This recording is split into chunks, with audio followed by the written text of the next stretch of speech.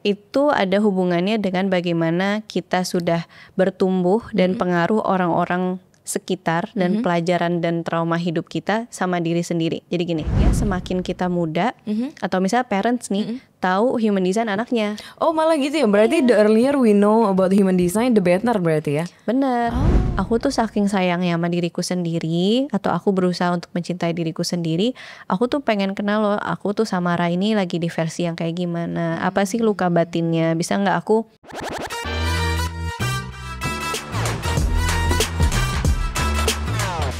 Welcome back to Keypods. Hari ini kita ngobrolin sesuatu yang unik, tapi menurut aku akan berguna juga. We will talking about human design bersama Kak Samara di sini. Hai Kak. Halo Mbak Sandra, apa kabar? Baik Kak Samara, apa kabar? Baik, excited buat ngobrol hari ini. Yes, me too. Thank you so much anyway udah mau ngobrol sama kita di sini. Ini aku pas pertama kali dengar ternyata ada orang yang belajar tentang human design. Can you please tell us what is human design sebenarnya? Ya, human design itu adalah cara untuk kita ngenalin diri sendiri. Dan ngenalin diri sendiri itu menariknya kita nggak individu aja, tapi kita itu ada hubungannya pasti dengan orang tua dan leluhur kita. Ya nggak sih? Kayak muka kita kan mirip sama bapak ibu gitu. Betul. Sekarang ada yang bilang, oh kamu tuh mirip ya kayak bapakmu, ibumu, karakteristiknya, wataknya. Dari human design tuh bisa kelihatan gitu. Oh, iya? Jadi dari layer orang tua kita mungkin kayak gimana, apa yang masuk ke dalam alam bawah sadar kita, gak cuman wajahnya aja. Nah menariknya human design ini itu menggunakan tempat tanggal waktu lahir. Oke, nah dengan tempat tanggal waktu lahir ini kita bisa ngelihat tadi pas kita lahir kita itu seperti apa didesain dalam dunia ini biar hidup tuh mengalir gitu ya, nggak terlalu maksa, terlalu ngoyo. Cara ngeliat karakteristik, strength and weakness. Mungkin teman-teman banyak yang udah pernah tahu Myers-Briggs gitu, MBTI. Mbak Sandra udah pernah dengar belum itu? Pernah coba. Sering banyak lah ya. Bahkan sekarang kalau masuk ke corporate gitu, bahkan ditanya gitu Kak kadang. Untuk salah satu ini ya, syarat masuk gitu ya. Betul. Nah, human design tuh sekarang juga udah mulai nih masuk ke beberapa kantor gitu ya untuk pengenalan. Nah, Myers-Briggs ini itu kan dengan kita nulis, kita jawab pilihan ganda gitu. Menurutku ini memang bermanfaat, tetapi juga ada kekurangannya jadinya. Karena dia mudah berubah dan dia tergantung dengan seberapa kita jujur, seberapa kita ngenalin diri sendiri gitu kan. Kalau kita jawabnya salah dikit, ya artinya hasilnya berubah lagi. Benar. Nah, kalau dari human design itu bukan cenayang, bukan kayak Mbak Sandra orangnya seperti ini gitu, enggak. Tetapi dari data yang fix, tadi data lahir masuk ke sebuah software, keluarlah sebuah hasil. Nah dari hasil itu yang biasa diinterpretasi. Nah kalau nanti lihat gambarnya itu pun juga ada banyak sekali modalitas. Karena yang bikin aku suka sama human design, dia tuh gabungin ada ilmunya, sainsnya, dan juga ada spiritualitasnya gitu. Jadi menggabungkan banyak sekali modalitas. Nah saat itu terjadi kita jadi tahu, oh kita tuh kayak apa, pasangan kita kayak apa. Kalau dalam tim bos gue, bawahan gue, kolega gue. Bener, jadi biar harmonis. Oke. Itu gambaran besar human design. Tapi penasaran juga sebenarnya Kak. Tapi berarti yang dipelajarin itu apa? Apakah psikologinya setelah kita mengetahui tanggal segala macam itu, atau mungkin sejarahnya, atau mungkin cara didikan orang tua, lingkungan, apa yang dipelajarin sih Kak sebenarnya? Sebenarnya mencakup semua itu, tapi aku juga share, aku tuh bukan psikolog backgroundnya gitu, bukan psikologi, aku bukan dokter, malah karena aku pengen dan gak mau sekolah 4 tahun lagi S1 ngulang, jadi belajarlah ilmu human design ini. Jadi contoh tadi kan ada gambar dan karakteristik gitu, dari karakteristik itu kita jadi bisa tahu psikologi dia rata-rata tuh seperti apa karakteristiknya. Simpelnya lagi bisa juga ngelihat cara pengambilan keputusan orang. Orang datang ke aku di human design galau, bingung dalam pengambilan keputusan. Karena aku pun pas sebelum tahu human design itu juga orangnya cukup labil gitu. Kayak A atau B, nanti kalau ini nanti ada masalah. Kalau ini gimana ya gitu. Serba penuh kebingungan tentang hal yang belum terjadi. Itu salah satu hal yang menurutku human design bisa ngebantu. Nah sejarahnya pun ada. Jadi human design ini memang dari tahun 1987 tuh udah mulai dibangun. Yang membuat itu namanya Alan Krakauer. Dia seorang awalnya tuh guru. Dia kerja di marketing. Terus dia itu mendapatkan sebuah pencerahan lah gitu. Oke, dari pencerahan ini dia mulailah mengembangkan human design selama 20 tahun. Sekarang beliau udah wafat. Dipanggilnya juga Rauruhu lah nama. Rauruhu. Iya, nama lainnya gitu. Jadi dari pengembangan ini cukup banyak di Western world yang tahu human design, dan mungkin di Indonesia beberapa tahun terakhir semakin meningkat gitu ya ketertarikannya sejak pandemi. Aku pun belajarnya pas pandemi, Mbak Sandra. Why? Kenapa belajar human design? Karena waktu itu aku bingung dalam berkarya dan berkarir. Karena latar belakang aku ekonomi, aku nggak tahu mau kerja apa karena aku sempat S2 di luar. Pas mau S2 di sana juga hiring freeze, jadi nggak bisa mendapat pekerjaan lah di luar itu. Jadi pas balik ke sini, apa balik corporate lagi, tapi kok kayaknya masih agak stressful nih karena kan artinya work from home. Iya benar. Dan masih belum tahu nih gimana cara navigasinya. Kebetulan human design ini muncul tanpa aku mencarinya, Mbak Sandra. Ada orang yang ngomongin, aku kayak penasaran nih. Aku coba buat diri sendiri, cocok. Ke keluarga dan teman-teman, cocok juga gitu. Ya udahlah, aku coba sharing gitu lewat sosial media. Ternyata banyak juga orang-orang yang merasakan keresahan yang aku rasakan juga gitu. Cemas tentang kerjaan gimana nih gitu kan. Keuangan gimana nih, kesehatan gimana nih. Walaupun ya human design gak ngasih tahu kesehatan kita, cuman cara hidup biar kita itu lebih optimal. Oke. Itu human design. Tadi menarik juga, berarti kan Kak Samara ini belajar human design. Apakah ini maksudnya yang dipelajari secara formal, jadi ada institusinya, atau memang dia teori-teori yang bisa kita akses? Jadi semua orang bisa belajar nggak sebenarnya, Kak? Both bisa. Both bisa. Kenapa? Karena aku pertama kali belajar tuh online, selalu dari luar negeri, itu 6 bulanan.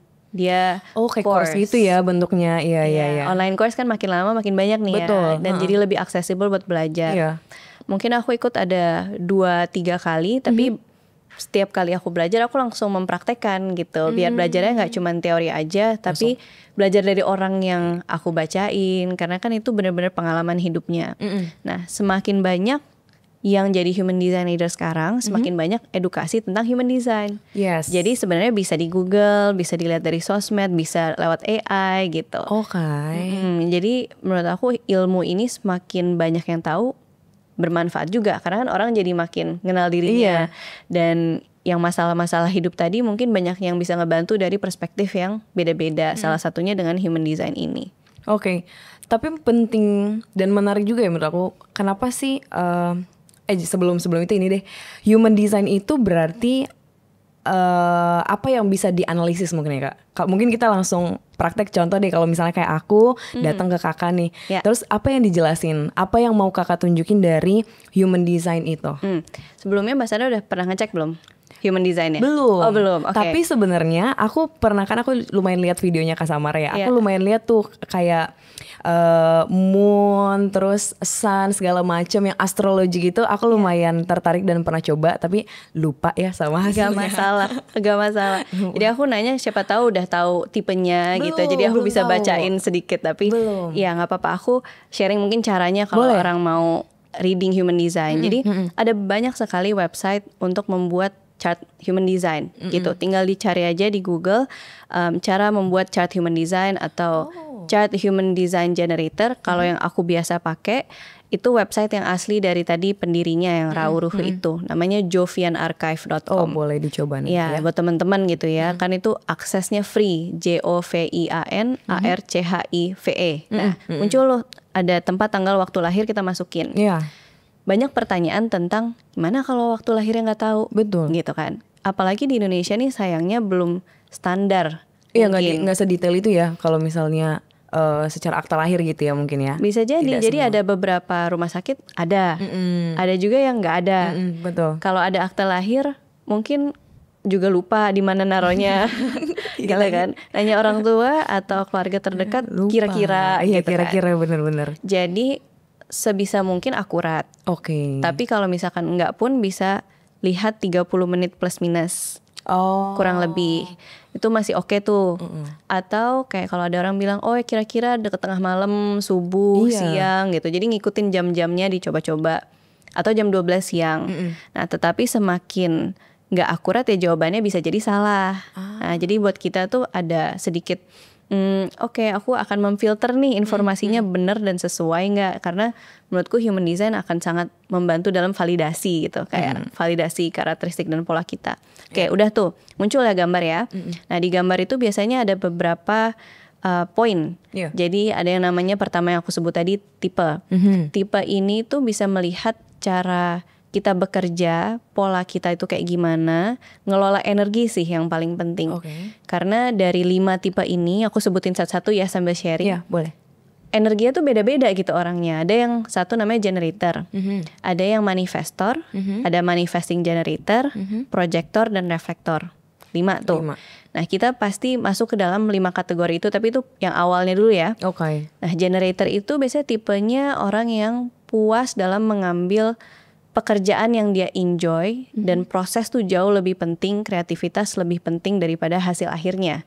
Gitu. Dia energinya banyak, kalau disuruh-suruh sama orang dia ngerasa frustrasi. Atau dia mikirin sesuatu tapi badannya nggak mau ngelakuin. Itu generator kayak gitu tuh. Nggak tahu tuh Mbak, mungkin kalau ada hasilnya mungkin jangan-jangan itu. Gitu. Iya benar. Ada yang kedua namanya manifestor tadi. Manifestor itu mereka tuh seperti raja dan ratu, quote unquote, karena mereka nggak terlalu banyak dan mereka tuh kayak pemimpin. Jadi mereka bisa mendelegasi, mereka punya vision kayak wah ini gimana ke depannya, tapi belum tentu mereka yang kerja day to day dengan rutinitas yang sama terus gitu. Jadi ada waktu dia pengen, wah punya ide nih bikin bisnis gitu misalkan. Oke, gue ada duit, gue masukin, kita bikinnya kayak gini konsepnya, tapi lu deh yang jalanin gitu. Ini tipe-tipe manifestor tuh yang kayak gitu. Jadi bukan quote unquote memerintah, tetapi dia tuh punya kapasitas berpikir, tetapi dalam energinya dia butuh bantuan lah gitu. Perintilannya. Maaf aku potong ya Kak. Berarti mungkinkah kalau misalnya pekerjaan kayak investor, mungkin dia bisa kita sebut manifestor gitu, sebagian besar gitu. Apakah gitu cara menilainya atau sebenarnya nggak juga? Mungkin lebih cocoknya yang cocok jadi investor adalah seorang manifestor. Gitu ya. Oke. Karena bisa jadi salah satu pekerjaan tuh dia tipe-tipe yang lain gitu kan. Jadi nggak terlalu mengkotak-kotakan. Tapi bisa tuh arahnya lebih ke situ. Tapi berarti untuk yang 5 tipe ini adalah semuanya pekerjaan ya. Maksudnya berarti kalau agak kurang relatable nih kalau misalnya masih kuliah atau mungkin masih yang sekolah, atau ini sebenarnya daily basis? Good question. Menurutku di pekerjaan kerasa banget, tapi daily basis lebih tentang mengelola energi. Gitu. Tahu gak sih ada orang yang kayak lembur tuh bisa kalau ngerjain hal yang dia suka. Ada yang baru pulang kantor habis commuting capek banget. Mungkin kebanyakan kita ya, pastilah commuting dan kerja itu ada capeknya gitu. Cuman level capek orang bisa berbeda-beda dan cara recharge energinya juga bisa beda-beda. Jadi manfaatnya misalnya gini. Kita tadi sempat ngobrol Mbak suka yoga gitu ya. Kita sama-sama suka yoga kan. Ada orang yang habis yoga refresh. Ada yang habis yoga capek. Capek banget ya. Jadi kalau dia udah capek jangan yoga lagi. Mungkin dia butuh yang lain gitu. Nah jadi itu sebuah generalisir ya. Jadi kalau teman-teman yang masih sekolah gitu, capek nih kerja, belajar sekolah, mungkin les gitu kan. Weekend juga les. Terus kalau misalkan dari pengalaman aku pribadi, aku tuh dulu SMA kuliah suka pingsan. Oh iya? Suka pingsan karena aku stres banget gitu ya, khawatir tentang nilai. Jadi hal-hal yang gak bisa diekspresikan, dipendem, karena ya zaman itu aku juga gak begitu kenal sama diri sendiri ya. Tapi kayak alangkah baiknya semakin kita muda, atau misalnya parents nih, tahu human design anaknya. Oh malah gitu ya, berarti the earlier we know about human design, the better berarti ya? Bener. Karena kan itu tempat tanggal lahir nih. Jadi itu cuman pas kita lahir. Nah tetapi setelah itu kan kita terkondisi dengan pengalaman hidup gitu. Jadi kalau misalkan 7 tahun pertama hidup, kita tuh masih yang fresh banget gitu. Jadi parentingnya mungkin bisa sesuai dengan human design-nya. Itu juga topik yang luas. Mungkin sekolah bisa sesuai dengan desainnya.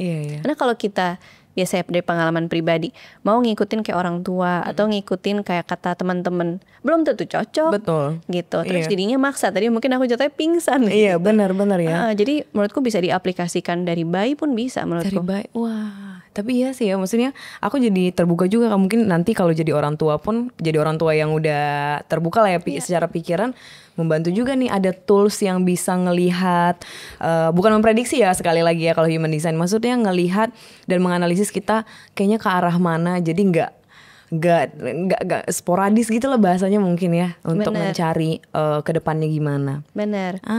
Nice. Oke, berarti tadi udah dua udah manifestor, apalagi Kak? Manifesting generator yang ketiga. Nah ini gabungan yang dua. Pertama, energinya tuh lebih banyak, pengen dinamis, kerjaannya cepat bosen mungkin juga.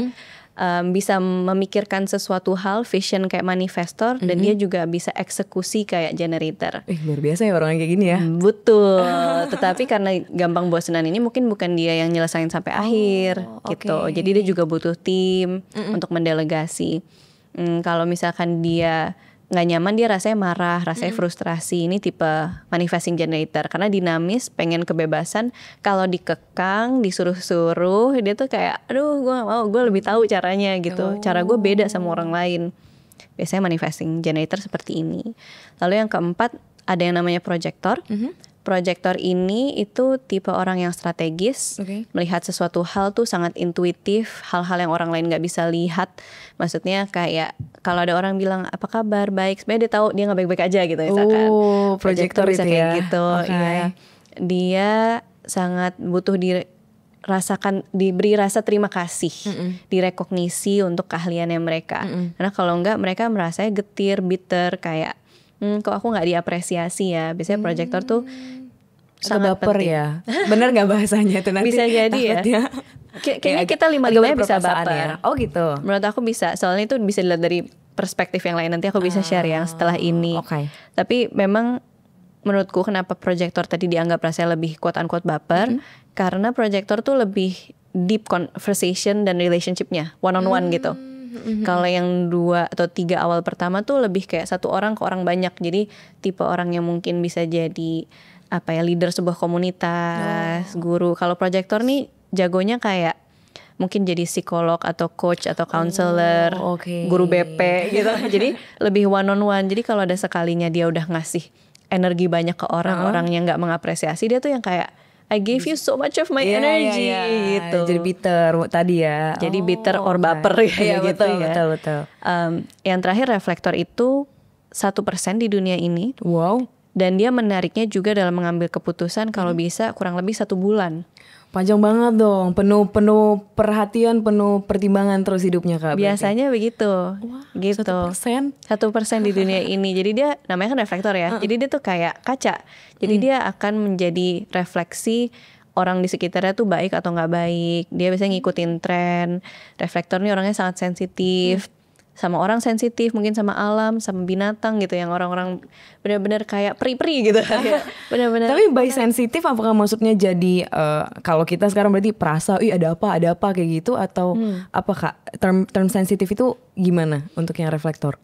Dia menyerap sebetulnya. Dia kayak bisa merasakan dalam intensitas yang jauh lebih besar daripada orang lain gitu. Misalnya kayak orang kayaknya dia sakit atau dia lagi ada masalah di belakangnya. Nah, reflektor nih bisa memahami. Kalau di ilmu lain mungkin ini kayak belajar body language, micro expression. Tapi buat mereka tuh intuitif gitu, bener-bener aku tahu nih ada something yang wrong atau something yang good gitu.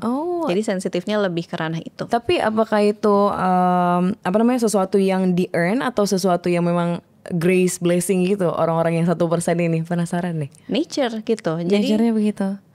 Dari human design kan tadi tempat tanggal waktu lahir. Jadi itu adalah nature kita tuh. Nah, semua yang terjadi setelah itu adalah nurture-nya kan. Gitu. Kayak kita mungkin belajar suatu hal, pengalaman hidup. Jadi emang dua-dua itu tuh bisa dilihat. Nah, tapi ya kecenderungannya kalau kita semakin sering kontemplasi, semakin sering dengerin ke dalam diri sendiri, hal-hal ini tuh lebih kerasa gitu. Nah, menurut aku di zaman sekarang, dari pengalaman aku juga, kita tuh terlalu sibuk sama dunia luar. Kita sibuk sama yang di HP, di layar, sosmed.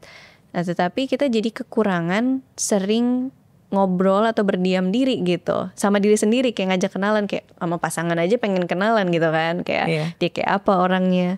Tapi kalau kita nggak ada kapasitas itu karena terlalu sibuk, itulah yang menurutku kenapa orang-orang tertarik sama ilmu-ilmu kayak human design ini, karena dia tuh pengen ada orang yang bilang lo tuh kayak apa orangnya gitu. Karena sebenarnya dia tinggal ngomong ke diri sendiri aja gitu. Gimana sih caranya Kak? Menurut aku itu salah satu constant besar ya. Ini fun fact juga kali ya.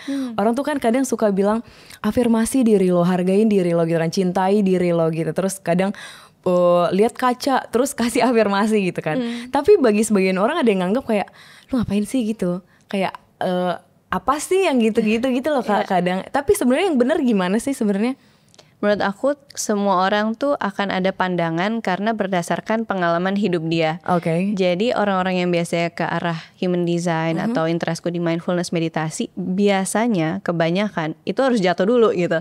Dia harus ada suatu pengalaman yang membuat dia ngerasa oh gue butuh nih gitu. Ya bisa jadi orang yang bilang apa sih itu emang gak butuh gitu, atau bukan itu caranya gitu. Tapi saya orang ada yang ngerasa burnout, ada yang ngerasa biasa diputusin, cerai, ada kedukaan gitu. Jadi ingin kembali lagi mengenal dirinya sendiri dari shifts, hal-hal yang tiba-tiba transformatif, berubah.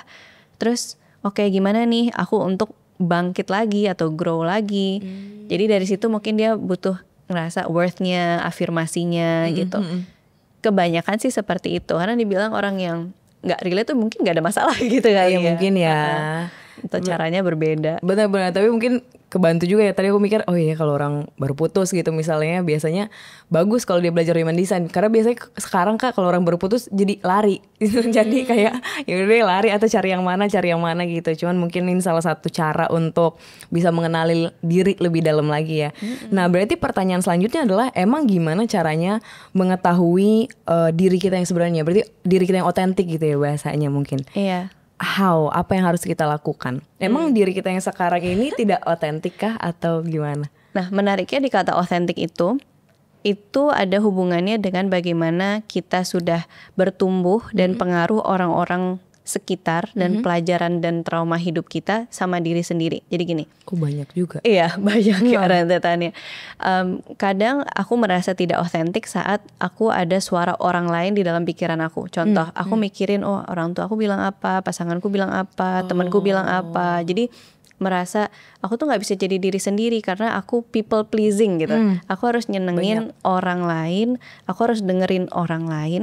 Jadi pas ngelakuin sesuatu tuh jadi konflik dalam batin gitu. Kayak kok rasanya pikiran bilang A, badan intuisi bilang B, atau pas sudah dijalanin kok energi gue capek, kok ternyata stuck, nggak selaras gitu. Kalau di dalam contoh yang tadi pacaran atau putus gitu misalkan, kita mau nyenengin pasangan terus kita jadi mirip-mirip pasangan gitu, hal yang kita nggak suka jadi suka, dikompromiin segala sesuatunya, kompromi. Nah itu kan semua ada pelajaran lah pasti gitu ya. Semua interaksi itu pasti ada pelajaran. Nah tapi buat kita selaras dan lebih mudah ke depannya, itu bisa misahin tuh di mana momen-momen yang gue lagi lebih mikirin orang lain, mana yang emang gue aja. Nah menurutku otentik itu pas kita udah bisa dengan selaras tuh pikiran, perbuatan dan perkataan tuh udah sinkron gitu. Tapi kalau itu masih belum sinkron, biasanya rasa-rasa cemas, rasa-rasa galau, rasa-rasa sedih itu tuh muncul dari people pleasing itu. Aku pun juga masih sering ya, cuman dengan menyadari kayak oh iya itu loophole-nya ya, itu potensi buat berkembangnya dari situ. Berarti kalau misalnya sekarang kan ada terms juga ya, maksudnya kayaknya kita kehilangan diri, kehilangan jati diri kita karena people pleasing tadi. Berarti gimana cara mengatasi atau mungkin menganalisis dulu deh, kapan kita ngerasa kayak oh ternyata gue udah bukan diri gue lagi nih gitu Kak. Kalau kita ngomongin people pleasing ya, tentang keluarga atau kita jadi caregiver atau ke teman-teman pasangan, itu tuh pas energi kita tuh habis terus biasanya. Jadi kayak kita terlalu banyak ngasih ke orang lain saat energi kita tuh udah mau habis gitu. Pokoknya yang orang lain dulu deh. Dan menurutku ini juga sangat ingrained dalam budaya ya, budaya Indonesia, atau aku pun juga ada orang Jawanya. Jadi kayak gak enakan ya kadang gak enakan, bener-bener. Yang penting seneng, gak enak nolak gitu. Betul. Jadi kayak ya udahlah udah capek, kerjain aja deh gitu. Yang penting gak ada konflik gitu. Nah, jadi di momen-momen kayak gitu tuh biasanya ngingetin oh ini kayak ada yang kurang pas nih. Nah itu kan sebenarnya sampai seberapa lama kita mau seperti itu, sampai seberapa lama kita burn out atau capek dulu. Jadi menurutku bukan salah untuk ngebantu orang lain atau keluarga, tetapi kadang kita tuh suka lupa untuk ngisi energi kita dulu. Dan ini aku suka lihat dengan klien-klien yang ibu-ibu muda. Aku belum menjadi ibu gitu ya. Jadi aku nggak bisa bilang dari pengalaman langsung. Cuman mereka tuh mungkin ngurusin suami, ngurusin anak, ada drama mbak gitu ya, ART, apalagi keluarga. Jadi mereka tuh ngerasa oh gue tuh mesti ngurusin semua orang, tapi diri sendiri tuh nggak ada self care-nya, nggak ngisi apa sih, mungkin kan batin tuh butuhnya macam-macam ya, pengen belajar, pengen mungkin nyalon, mungkin pengen komunitas apa. Nah jadi hal-hal yang kayak gitu dalam realitanya kita tuh butuh saling membantu dan mengisi gitu. Jadi memang fokus ke diri sendiri ya. Aku jadi ingat kalau misalnya di pesawat pun selalu diingetin sama pramugarinya ya. Maksudnya sebelum nolongin orang, kalau misalnya something happen di pesawat, sebelum nolongin anaknya, bahkan kita harus pasang mask itu ke diri kita sendiri dulu baru bisa nolongin orang lain. Mungkin same happens ke kehidupan ya. Kalau kita mau bantu orang lain, kita gak enakan ke orang lain, tapi think about ourselves first. Benar. Kayak gitu ya Kak? Iya. Oke, berarti kalau misalnya tadi di human design, itu kan tadi layer pertama kita punya 5 tipe itu ya. Betul. Setelah itu apa lagi yang bisa kita tahu Kak? Oke, tadi ngomongin yang lanjut ke yang ke baper kali ya. Jadi ada 2 hal lagi yang menurut aku besar dan utama yang teman-teman bisa ngulik sendiri gitu ya dari denger obrolan kita hari ini. Yang satu itu tentang pengambilan keputusan. Jadi semua orang tuh punya intuisi, tetapi intuisinya bisa beda-beda. Yang tadi kita bilang baper itu, ini dalam kata kuncinya kalau teman-teman lihat namanya authority atau inner authority. Jadi pengambilan keputusan yang paling utama lah dalam diri. Balik ke konteks baper, mungkin orang ini punya yang namanya inner authority, emotional solar plexus, itu termnya. Wow, panjang. Panjang bener. What it means? Intinya adalah mungkin orang ini mudah emosional. Kayak roller coaster atau kayak ombak emosi gitu.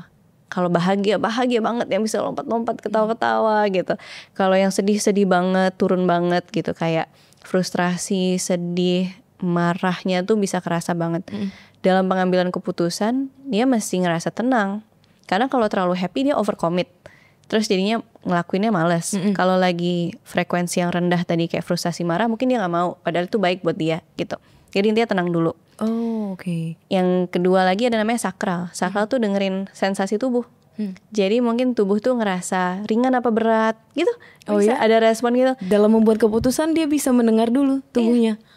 Iya, kayak menarik. aku tuh kayak gitu sakral. Jadi aku kalau mau kesini misalkan nyaman atau gak nyaman gitu, atau ringan atau berat, maju atau mundur. Oh iya, apa yang dirasain Kak? Maksudnya kayak ya, contoh simpel mungkin kita ke kafe boleh nggak deh biasanya? Boleh. Kita mau ke kafe ini nih gitu. Iya. Terus apa yang dikatakan tubuh? Oke, jadi ke kafe nih, terus dia ada menu kan, dia ada menu, ada harga.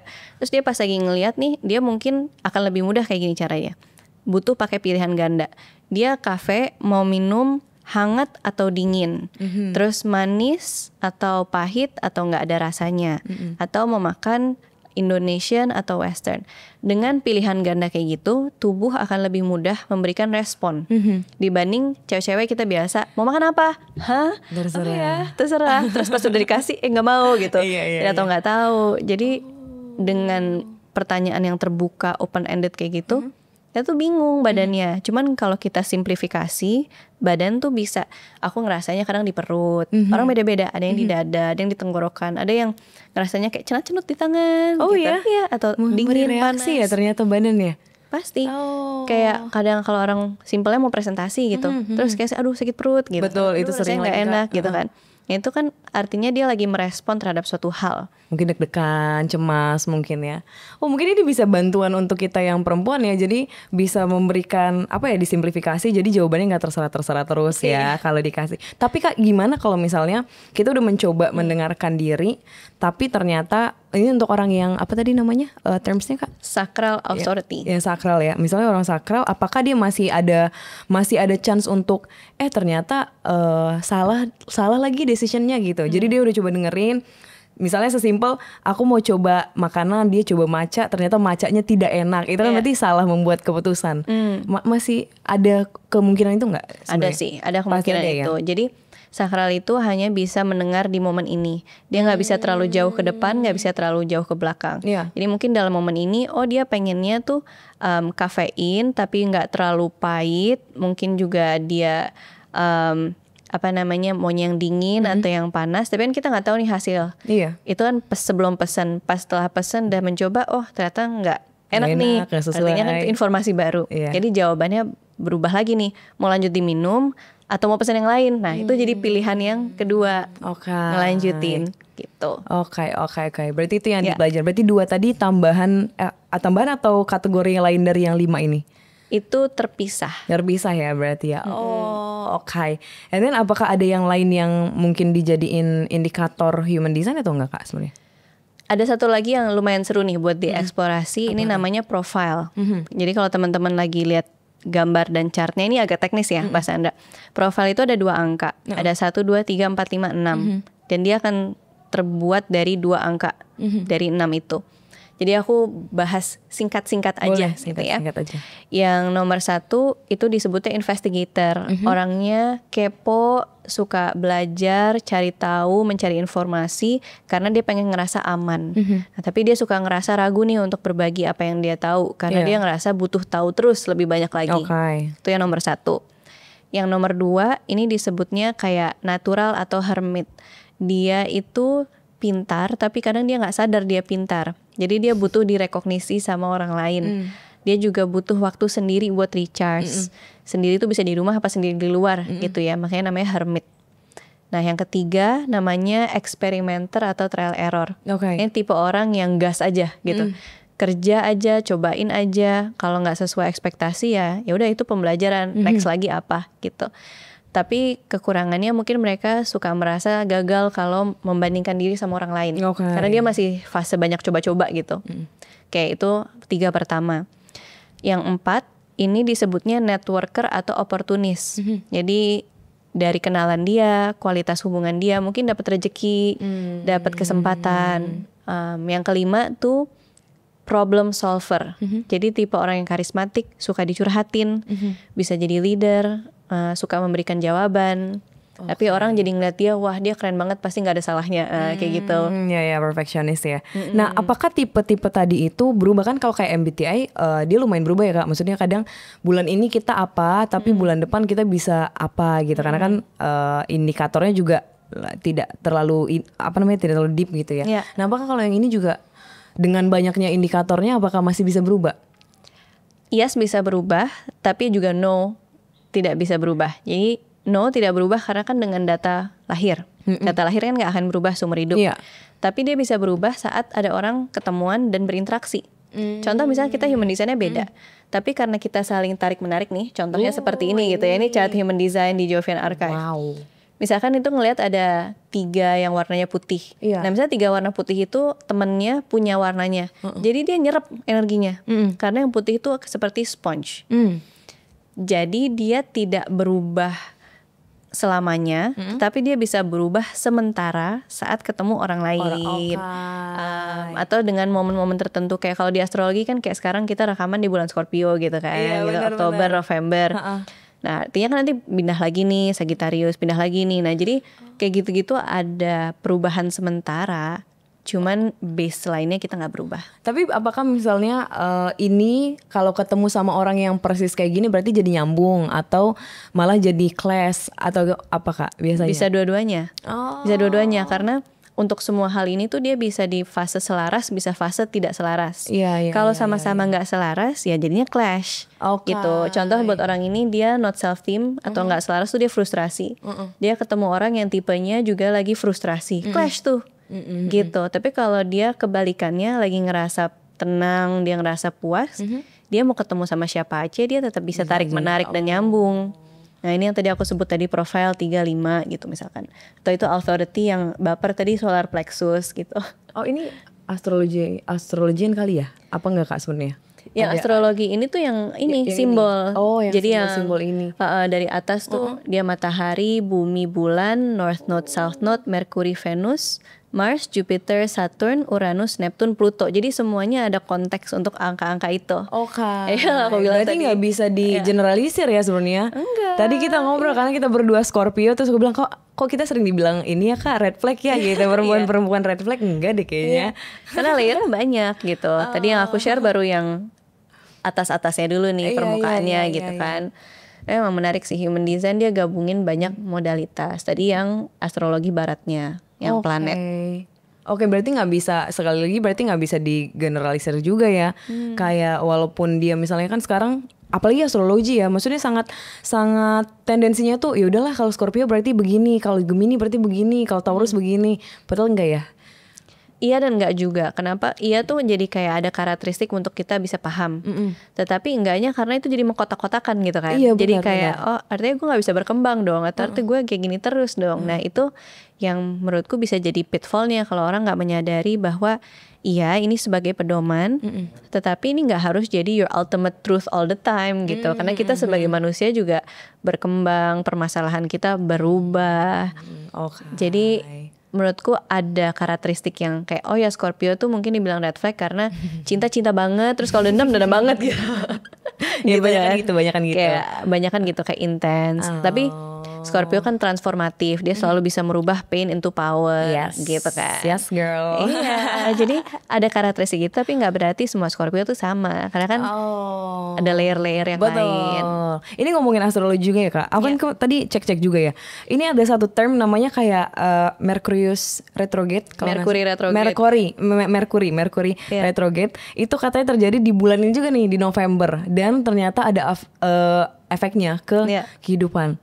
Siapa yang mendapatkan efek itu dan apa sih itu sebenarnya? Oke, sepaham aku ya, karena aku bisa jadi salah karena aku bukan astrologer. Tetapi jadi berarti orang yang ngerti itu sebenarnya astrologer. Ya, yang benar-benar ngamatin gitu ya. Cuman karena ini part of human design, aku jadi antusias lah yang cari informasi.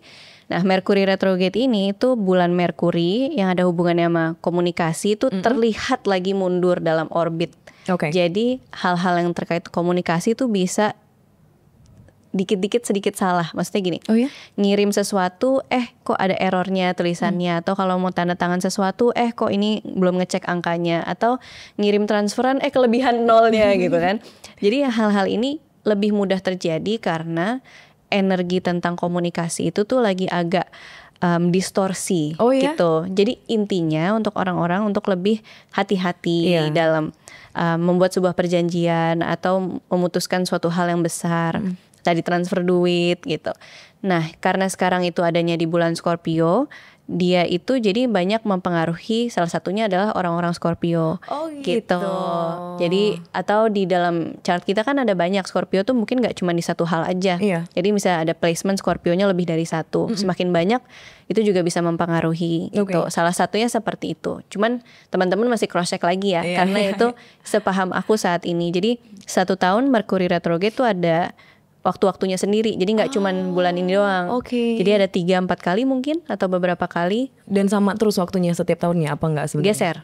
Geser ya. Kayak lebaran tuh geser gitu kan. Iya benar. Jadi ngikutin. Sama kayak gini juga ya. Iya.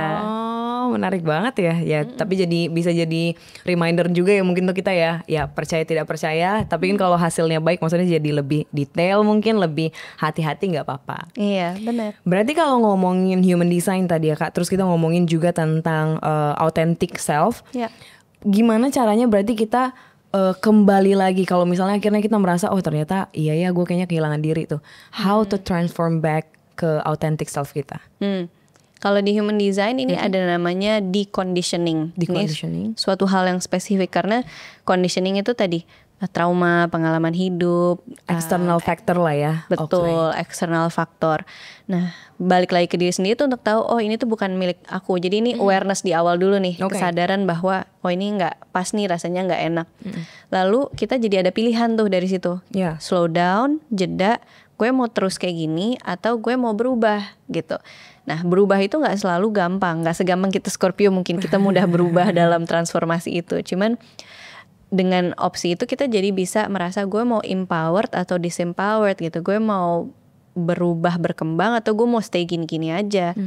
Nah jadi dengan situ tuh biasanya akan ada banyak keinginan untuk healing gitu. Zaman sekarang makin banyak banget modalitas praktisi, dari meditasi, dari yoga, mungkin buat yang lain banyak sekali gitu modalitas untuk ngebuat ini kayak kalau bawang bombay gitu ya dikupas satu-satu lapis-lapisannya gitu. Lapisannya tuh banyak. Jadi ada rasa aku tuh saking sayangnya sama diriku sendiri atau aku berusaha untuk mencintai diriku sendiri, aku tuh pengen kenal loh aku tuh sama Ra ini lagi di versi yang kayak gimana, apa sih luka batinnya, bisa nggak aku memaafkan orang-orang atau kejadian-kejadian yang udah di masa lalu. Karena kecenderungan kita sebagai manusia yang aku pelajari pas S2 itu, kita tuh selalu berpikir ke masa lalu atau masa depan, orang lain atau diri sendiri. Oh gitu. Jadi emang kecenderungan, emang manusia mungkin didesain seperti itu ya. Makanya maksudnya kenapa kadang kan menjadi pertanyaan ya, kenapa traumanya udah lewat gitu, tapi kok masih ke bawah sampai sekarang? Masih gitu. ulang-ulang, masih bener-bener, kepikiran, masih reaksinya besar. Menurutku tuh kita nggak bisa lupa sepenuhnya. Cuman dengan memori dan trauma itu mungkin reaksi emosionalnya tuh udah nggak sebesar dulu. Misalkan dulu ngebayanginnya nangis, mikirin mantan, sedih gitu. Tapi sekarang kebayang, oh iya, aku berharap dia bahagia, atau oh iya ya udah jalan lagi, atau sama kayak orang yang bisa ceritain sebuah trauma ke temennya gitu. Awalnya nangis, lama-lama nggak nangis lagi gitu. Kayak udah biasa aja ngomongnya. Jadi dalam hal-hal itu ya kita jadi bisa bertumbuh sih, tapi takes time. Zaman sekarang orang pengen cepet-cepet ya. Iya bener, gitu. Instan semuanya. Instan gitu, semua mau makan delivery nyampe gitu, mau apa beli nyampe.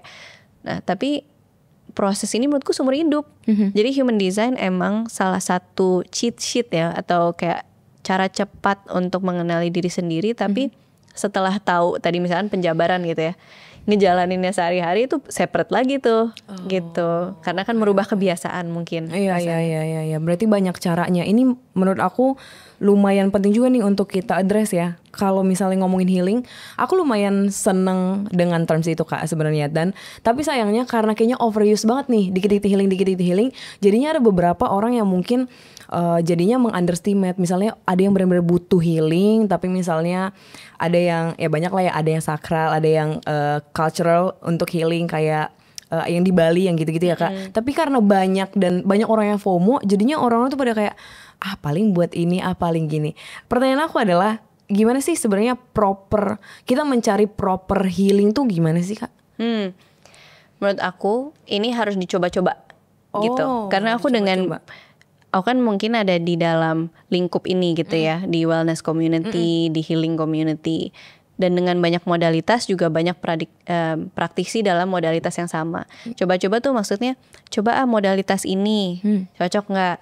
Siapa tahu cocok. Atau mungkin cocok modalitasnya nggak cocok praktisinya, pindah praktisi gitu kan bisa. Jadi kita nggak akan tahu sampai kita coba. Dan kita kadang mau coba tuh agak ada courage-nya. Karena kita mesti vulnerable dong. Kayak kita mesti menganggap iya nih gue ada masalah, gue butuh bantuan orang, dan gue mau ngeluarin energi, waktu, duit juga. Iya, apalagi kalau mau ke Bali gitu kan, banyak itu sebenarnya yang dikeluarin. Nah, jadi saat kita coba-coba kita jadi tahu mana yang cocok, karena siapa tahu tadi caranya beda gitu buat kita, buat ngatasin stresnya, ngatasin buat healingnya. Nah menurutku banyak mungkin orang yang bilangnya oh ya healing ke Bali, bisa aja iya, tapi esensinya bukan itu gitu kan. Apa sebenarnya yang dicari? Apakah yang dicari adalah waktu jedanya? Atau aku kalau mikirin Bali tuh mungkin nggak se-quote unquote bising di kota besar kayak kita tinggal di Jakarta. Sana juga macet gitu. Jadi healingnya tuh apa yang dicari gitu esensinya. Mungkin kita bisa healing dengan cara yang udah lebih dekat, lebih murah, lebih cepat, lebih apa ya, ke dalam diri. Kayak meditasi kan gratis. Iya benar. Journaling quote unquote lumayan gratis karena pakai kertas pulpen atau di HP aja. Betul gitu lagi. Jadi ada banyak cara sebetulnya. Ada banyak cara yang jadi memang ya journey-nya emang panjang. Tadi lifetime journey juga, jadi eksplorasi cara lah ya Kak bahasanya. Tapi ada tips gak sih Kak kalau misalnya mau cepat, mungkin bukan healing ya, tapi misalnya lagi stres, burn out atau pusing, ada cara-cara yang bisa kita praktekkan mungkin di rumah. Karena kan aku lihat ini ya tapping something yang praktisi itu juga ya, apa ya nama formalnya apa sih Kak?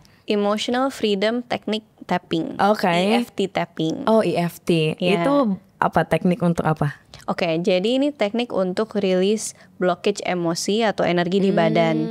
Gitu. Nah, jadi di dalam tubuh kita tuh banyak pusat energi dan kita percaya bahwa pikiran, memori, emosi itu tuh stuck di tubuh. Apalagi di bagian tubuh yang orang nggak banyak gerakin. Nah, untuk rilisnya gimana? Ada orang yang cara yoga, gitu kan. Khususnya kayak yin yoga. Tapi tapping ini menurutku mandiri dan bisa dilakukan di rumah. Boleh. Gitu. Jadi aku mungkin kasih tahu arahan seluruhnya, terus yang paling simpelnya gitu ya. Jadi kita bisa pakai tangan kanan atau kiri nih. Oke. Boleh dirubah.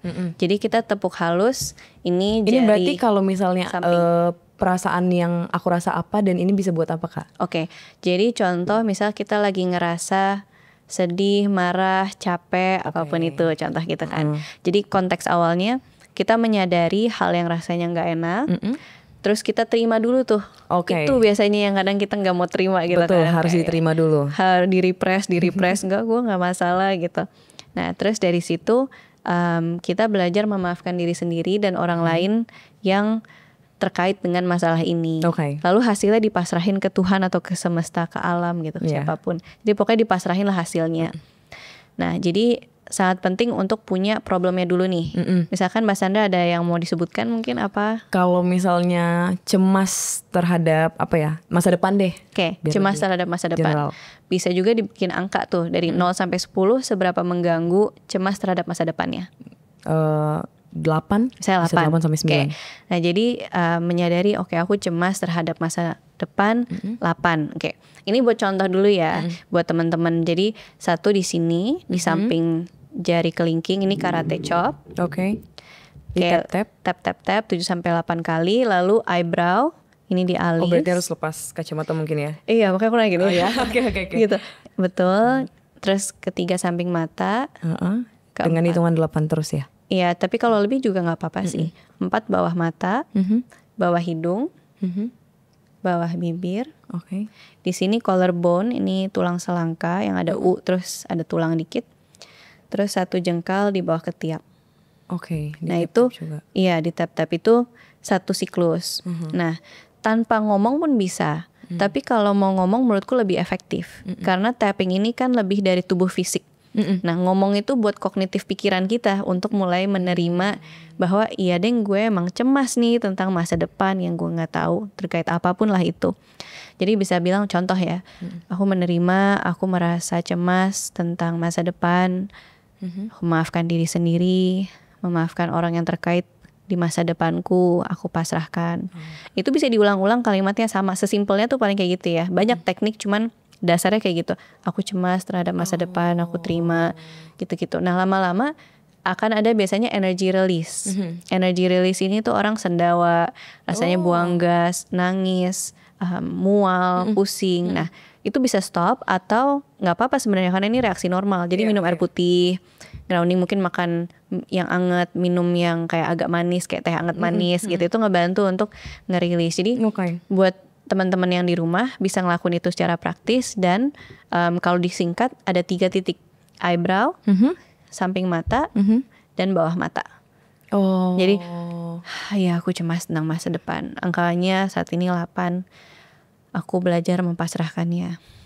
Sebutin lagi. Lama-lama tuh bisa hilang. Bahkan buat aku, bagian aku bukan dokter ya. Jadi aku nggak bisa bilang ini bisa buat semua orang. Cuman aku kalau mual gitu, misalnya di jalan habis main HP, terus kayak jalannya geduk, terus aku kayak, aku mual, aku lepasin ya, aku lepasin. Gitu-gitu, lama-lama mulai hilang. Kayak gitu, buat aku personally. Atau pusing, atau biasa mens datang bulan, aduh sakit nih, pegel, pusing, apa segala macem, craving, gitu. Ya aku menyadari aku craving. Jadi lama-lama emosinya netral, mungkin nggak sampai ke level cravingnya harus manis-manis terus yang akhirnya bikin breakout jerawatan gitu. Itu pengalaman pribadi ya. Jadi orang-orang mungkin beda-beda. Iya betul. That's nice. Mungkin bisa dicoba nanti ya. Last question untuk Kak Samara. Kira-kira kalau misalnya boleh ngasih insight atau ngasih pesan gitu ya ke orang-orang yang mungkin lagi mencari jati diri atau mungkin yang lagi dalam masa pemulihannya gitu, atau misalnya yang memang kepo sama human design, kira-kira Kak Samara mau kasih tahu apa? Tadi kita ngobrolin tentang being authentic. Menurutku being authentic ini sangat penting untuk semua orang. Tetapi being authentic ini susah saat kita masih menghakimi diri sendiri dan orang lain. Judging ourselves, judging other people untuk being different. Jadi semakin kita menyadari kapan sih kita ngejudge orang gitu, baik, buruk, lebih buruk dari orang lain. Itu sebenarnya permasalahan besar kenapa kita gak bisa jadi diri sendiri. gitu, karena takut omongan orang gitu segala macam. Jadi kalau kita mau otentik ke orang lain pun kita juga mesti belajar nerima, kita belajar menghargai perbedaan, bahwa nggak semua orang cara mikirnya kayak kita, nggak bisa secepat atau selambat kita, cara energinya segala macam. Dengan kita seperti itu, menurutku kita jadi bisa menjadi diri sendiri yang lega gitu. Karena kan oftentimes dalam dunia ini tuh kita pengen buru-buru, cepet-cepet membandingkan diri sama orang lain, kan aslinya tuh dari judgement itu. Dengan judgement itu kita bisa turunkan, let go of that ego. Life I think can be better for everyone gitu. Jadi human design salah satunya untuk ngenalin diri sendiri.